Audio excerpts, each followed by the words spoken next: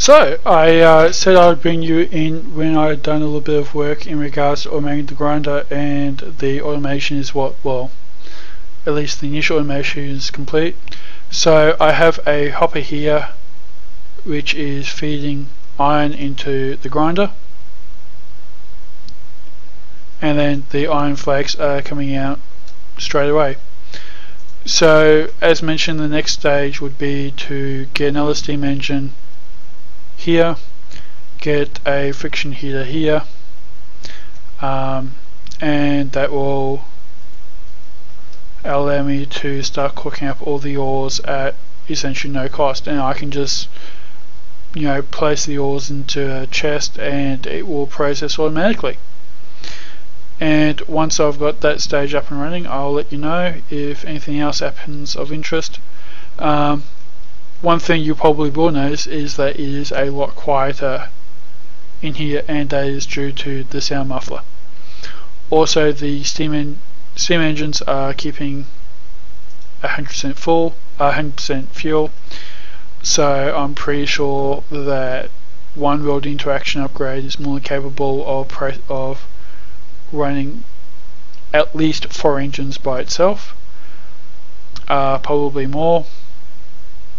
So I don't think I'll need to include another one there.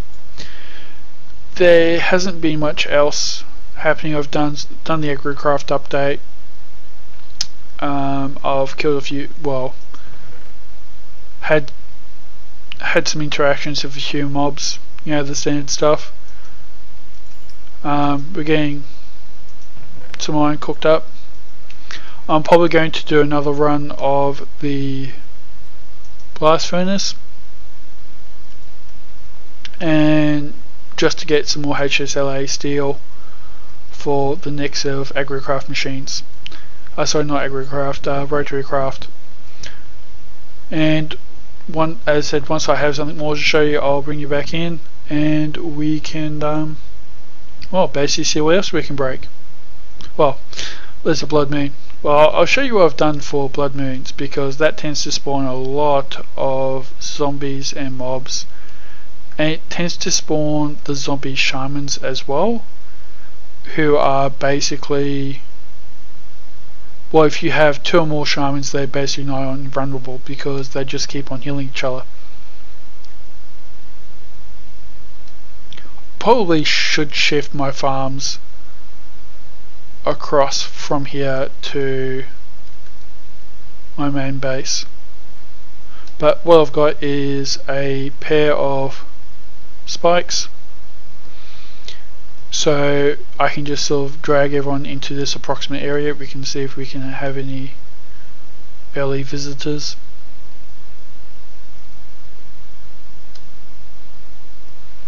It should actually start spawning fairly quickly now that it's, so see everyone spawning. Drag them around, careful not to get killed or thrown off the edge by the spiders.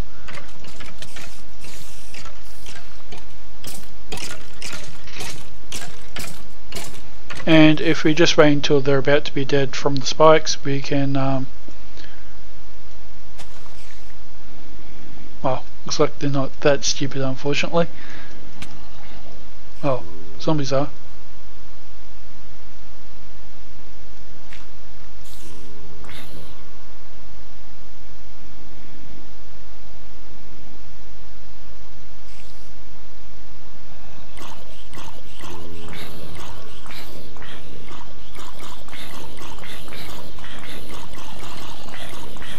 See, this is also so fun. You just watch the mobs kill themselves.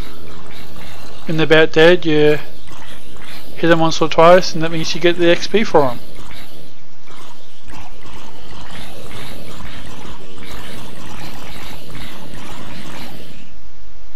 And then you get this sort of situation where you have probably a shaman or 2. So what I may need to do is I may need to actually increase those spikes to iron spikes, just for the increased amount of damage that they'll do.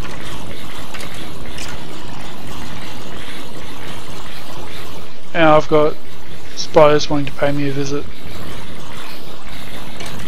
Let's see if we can't reduce a few of the zombies by ourselves. But more than likely I'll be waiting until daytime to do anything further.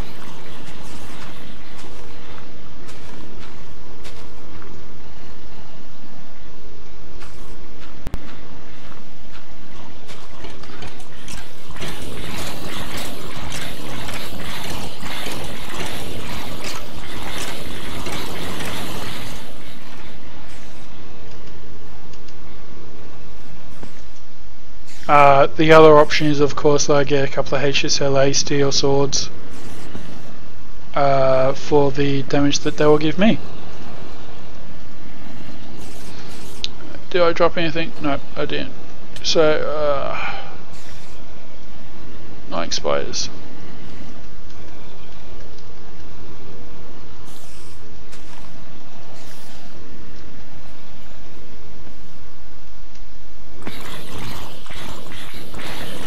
So,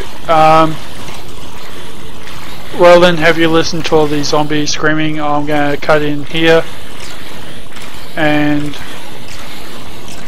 hopefully something interesting will happen. So, as you can see, I've managed to get a little bit more automation going. We still have the grinder going on the left hand side where we're processing ores. We've just got the hopper feeding it into the grinder. The grinder is producing the iron flakes, which are going into the chest. And on the right hand side we have the flakes going into the furnace, which is powered by the friction heater in the back, and that's going into the chest. So it's a rather simple setup. It's simply a single steam engine. It's a bevel gear so I can redirect it. The friction heater going into the back of the vanilla furnace, and it's generating both the iron and the experience orbs. Now I will need a second friction here at some stage for the blast furnace, because there are a number of recipes that require a high temperature. So we've managed to get 610 degrees Celsius with simply a lava source block beneath it. You can't just put a second source block underneath the furnace, behind the furnace or to the sides. It doesn't work that way. Or people would probably just cheat and use it that way. You need to use a friction here, from what I've heard, to actually get the temperature higher. So if we go through, we can see that to get bedrock bedrock ingots, we need 1000 degrees. I mean, that's well outside of our capability at the moment, but it's something we can look into. Also, something I'm going to do is converting my charcoal into coal coke. Mostly because charcoal has a burn time of 1600, coal coke has a burn time of 2400, and I can use coal coke a lot easier in the blast furnace. Silicon, if I want to get that, requires 700, and I will be using that for the performance engines. Spring steels require 1150. Aluminium requires 900. So what's likely going to happen, so as you can see here, is I'm going to place a source block of lava here. I'm going to place the blast furnace at the top,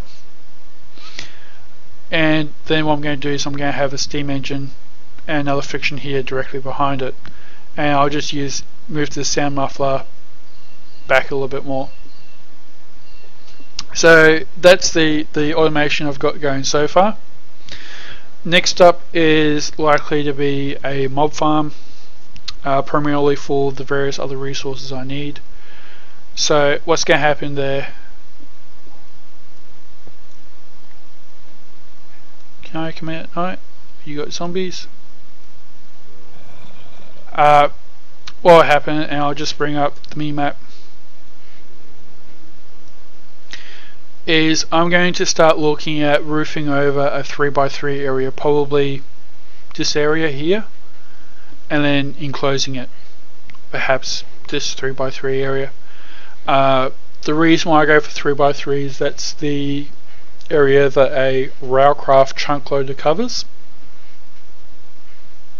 and I'll just sort of build the walls, light underneath it, and then I'm going to start looking at building a mob tower somewhere either here or in one of these other areas. But to do that I need a lot of cobblestone, a lot more than I've actually got at the moment. I'm also going to need to get some compressed cobblestone for when the creepers decide that they've had enough and want to explode. The other thing that I'm likely to do before next episode is I'm going to look at moving my farms up here, primarily because it means that they're easier to access, and instead of having to run it all the way out down along that path to actually get to them, I can just come up here, harvest what I need, and well, life will be a lot simpler. I'll lose a spot because of the ladder in the back, but hey, that's life. So that's the next things I'm looking at. I should have plenty of room to expand in terms of the roof, so I'm probably going to make this a 4 high area just so I've got a little bit of room to maneuver. The other thing I'm going to look at doing at some stage is getting some fertilized dirt, especially with having the grinder, so I can put the bones into the grinder and I'll get a lot more bone meal than I would normally. And with that, whoops, the stone walls didn't go as far as I thought they did.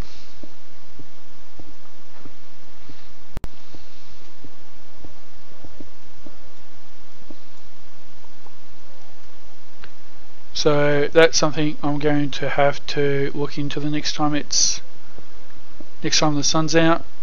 Basically make sure that the intended area that I'm going to be building under is fully covered, and as a sort of aesthetic choice I will probably cover the roof in glass at some stage, just to make it actually look like a proper greenhouse, but that will be once I've got Ender.io up and running. So yeah, I do really need to find a way to properly process, well, properly collect all the experience. As soon as I start getting obsidian, and got a couple of different ideas on how I'm going to do that. Most likely I'm going to use the block breaker, and I'm just going to put obsidian down, turn it to, well, lava down, turn it to obsidian in a single spot, and then process the block breaker, because that doesn't have any durability costs. The problem is that of course that I can use in certain areas, so we'll see how that goes. Thank you for what the other thing that's likely to happen is I'm going to be updating the mod pack. There's a few mods that have newer versions that have come out. Rotary Craft is one of them, because there's a number of engines that aren't available at the moment, and we'll see how that goes. So that's it from me for now, and probably the episode. So I will bring you back probably next time once we actually have enough cobble to begin the construction of the mob tower. Thanks for watching. Welcome back everyone. So I'm going to do a short tour in the bases. I've been working on a few things. If we have a peek through here, you can see that I've done a few more barrels. I actually hunted down some gold and processed that. I've started collecting liquid XP in the open block tanks. All you basically have to do is get a little bit of XP, stand on the drain, and it drains into the tanks automatically. Up here, I actually have a whole bunch of fertilized dirt from Random Things, which basically means that the crops will grow faster, on top of the fact that they're processed through to being 10-10-10s. So I've done that for colon, I've done that for canola. In the process of doing that for Netherwart as well, I took another trip to the Nether, explored the fortress a little bit, and found a few things. Through here you'll see that I've made a few changes as well. I create a Railcraft coke oven to produce some creosote oil. You just put in either coal or wood into the first slot, it'll process it, and it'll also generate some creosote oil. Back here I've done a little bit more work as well. The seam line, the second seam line is actually running into this magnetizing unit, which is magnetizing a shaft core. So you have 4 of those all going through a 41 gearbox in, I'm pretty sure it's speed mode. Yeah, speed mode. So it's dropping the 128 nanonewtons of torque down to 32 and increasing the speed by 4. The thing with the magnetizing unit and the AC electric engine is that you actually have to provide a redstone signal as well. So I've got a simple setup of 2 vanilla redstone repeaters, a block of redstone with a redstone torch on top, and a line leading out to the magnetizing unit, which can be extended through to the AC electric engine. Now if I was actually running the AC electric engine, I'd take the shaft core, I'd put it into the slot, and here you can see I can either put it into the blast furnace or into the sand furnace that's being heated by the friction heater, and that's primarily so I could do aluminium. Outside I've done a little bit of work as well. So ignoring that great big cobble structure in the sky, you'll see that I've actually done a 3 chunk by 3 chunk wide area of cobblestone, which is my platform, which is the brine platform I should say.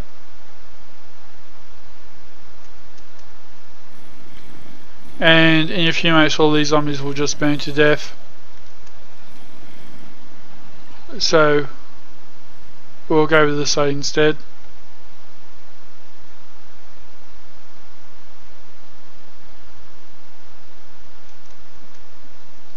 And you'll see that I've done something similar down below, and that's to get the area ready for the mob grinder. And speaking of mobs, I'm just going to go get a little bit more gunpowder.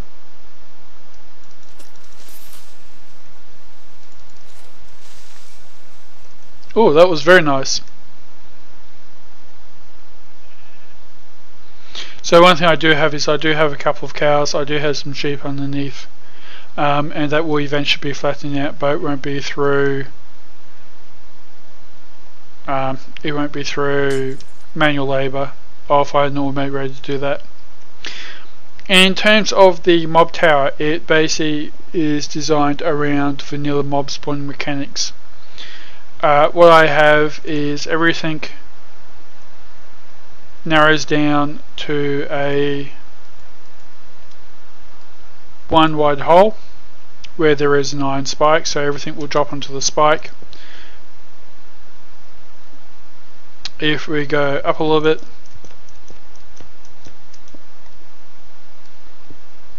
we can see that there's a 3 wide hole, and everything will basically go onto this outer ring of conveyor belts and then fall down the middle. And we'll seal that back up, and I'll just take you up to the top.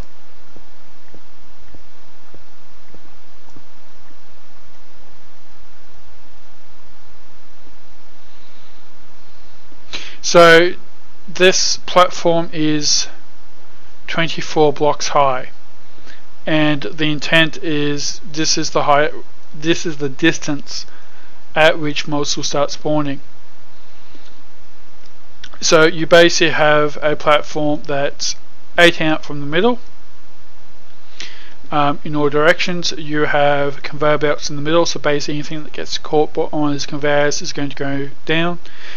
Spiders because they're a 2x2 creature, they're going to hit the iron spike, they're going to die and drop down into the middle. This is 3 high, which means that Endermen can spawn here as well for their precious Ender Pearls. And if we take a look around, there are no mobs that can spawn on the outside of the tower. Eventually this will get added on. The cobblestone in the middle is a 2-layer high set, and that's mostly so that the top layer can be replaced by cursed earth when that becomes a thing, and also additionally I can put in mob spawners here.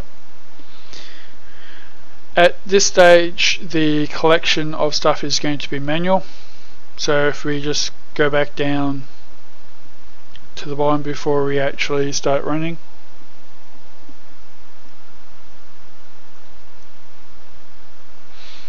there's a 1 block high area. Everything's going to drop down to the iron spike. They're going to die, they're going to drop their stuff, and then I can just sit here and basically collect everything. I'll probably have to actually do this, but for now I just want to keep a 1 high gap. The last thing to do before I actually start that mob spawner going is to actually get a few fans. Now there are 2 options. I can either go with open block fans or I can go with railcraft fans. I'm going to go with the open block ones because they don't need any extra power. So with a rotary craft fan, you basically feed it power into the back and it pushes everything into the middle. With a open block fan, all you basically have to do is give it a redstone signal and it will push everything in the appropriate direction. So we're going to get some stone blocks, also stone slabs.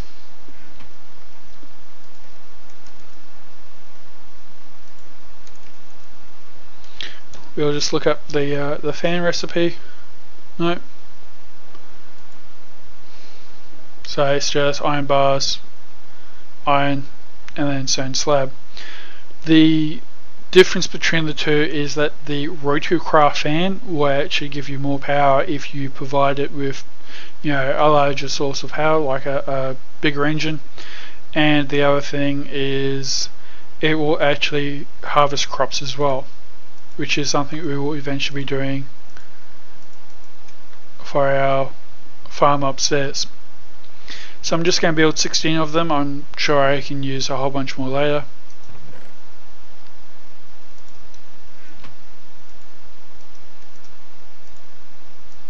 Going to get some sticks going, some levers.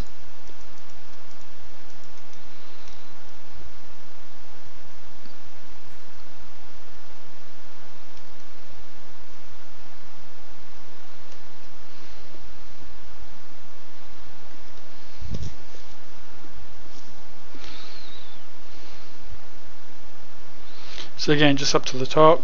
I'm just going to check to see which way I have these going.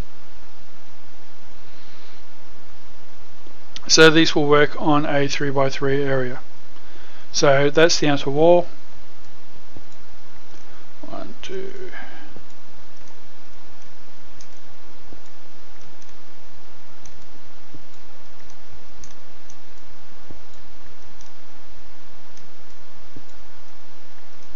Oh, sorry, I should say that the fans work on a 3 wide area.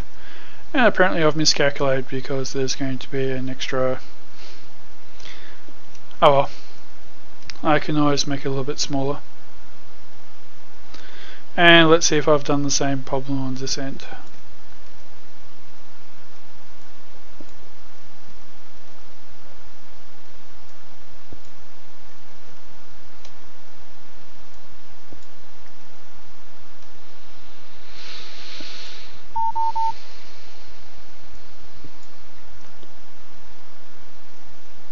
Yep, done the same thing here. So I think what I'm going to do is just put down an extra fan.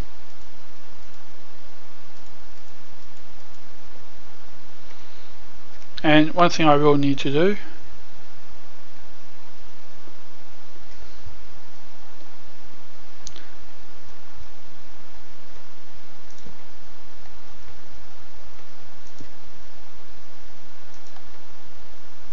so as you can see, I'm being slowly pushed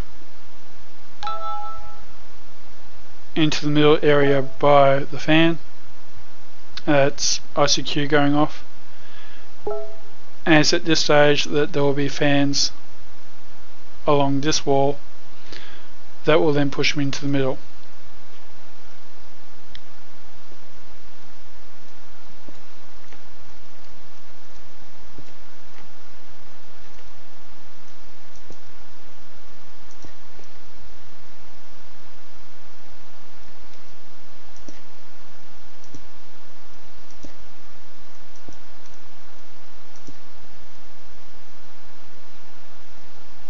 Which reminds me, I don't need all the holes in the wall here.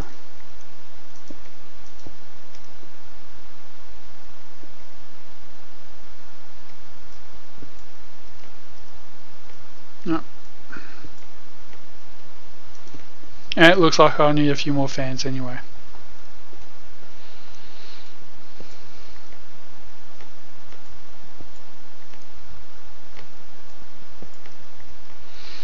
Now, one thing that has been commented upon is that my videos are only, I think, 460. This video is sort of half done already, so I'm going to try and look at doing episode 7 as 1080p. I'll try it, see how it goes.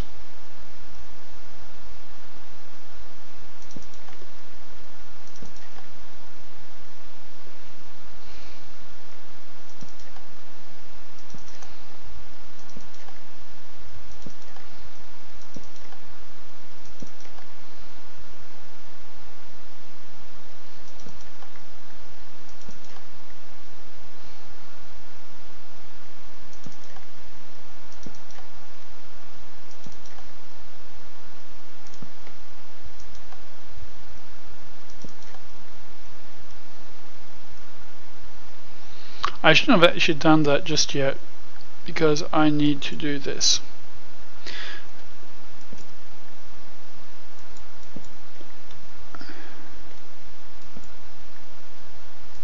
Oh well, live and learn.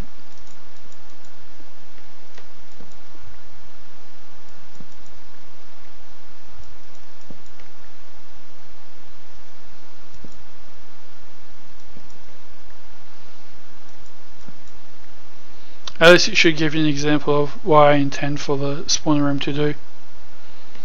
Now, one thing I will need to do, it looks like, is actually go through and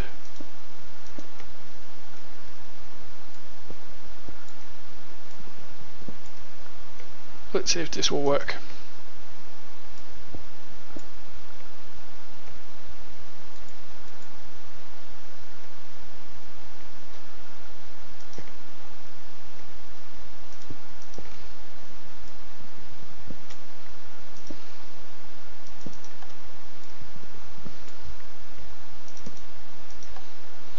So the reason why we're doing this is you'll see, or you would have seen, that some of the squares were a yellow crosshatch and not a red crosshatch. The red crosshatch is where a mob can spawn regardless of whether it's daytime or not.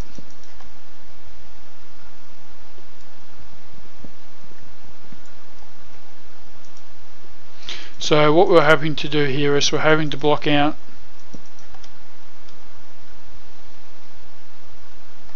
the sun. Might just have a quick peek at, yep, you'll be able to see that entire area. Why is there still...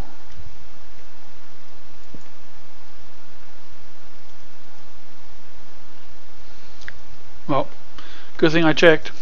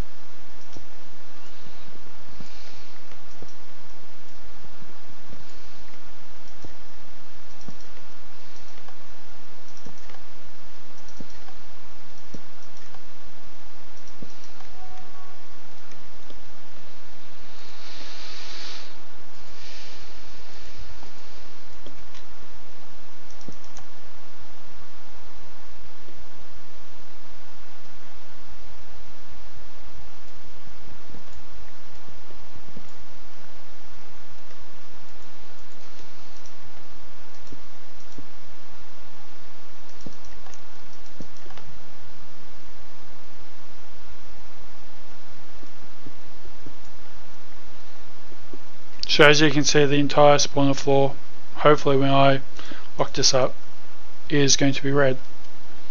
They won't spawn there now because I'm actually too close, but we'll deal with that in a few moments. One of the things I've actually done is I've marked with stone slabs where the 3x3 hole in the middle is, and the intention there is that if I plan to expand this mob farm up by another story, then it should be fairly easy to do so.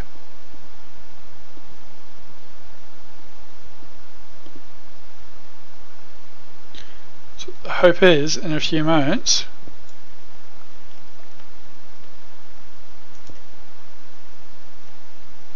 that we're going to get someone dropping down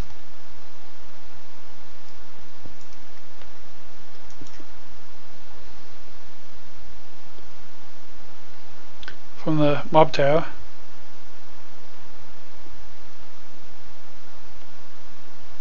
What happens if I drop myself down one?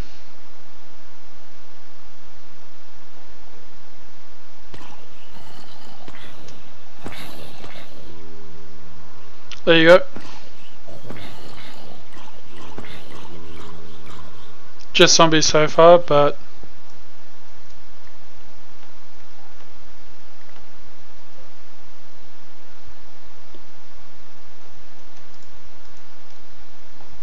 now a iron spike will only drop normal drops, so it'll drop things like gunpowder, bones, zombie flesh, ender pearls, that sort of thing. It won't actually drop special drops, and it also won't drop experience points. So a golden spike will drop experience as well, and a diamond spike will also drop rare drops. The intent is that once we get this running